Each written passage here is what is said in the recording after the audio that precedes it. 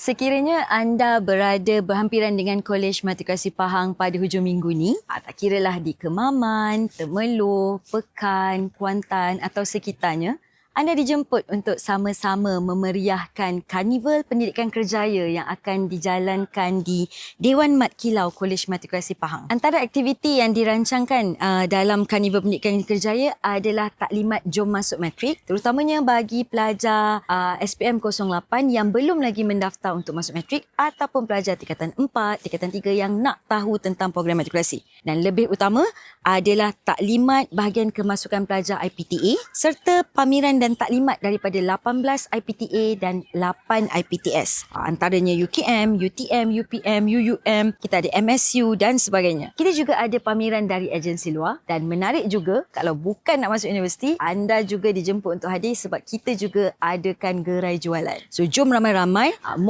kita akan meriahkan Kolej Matrikulasi Pahang pada 31 Januari 2026 bermula jam 8 pagi hingga 5 petang di Dewan Mat Kilau Kolej Matrikulasi Pahang. Jumpa anda hujung minggu ni.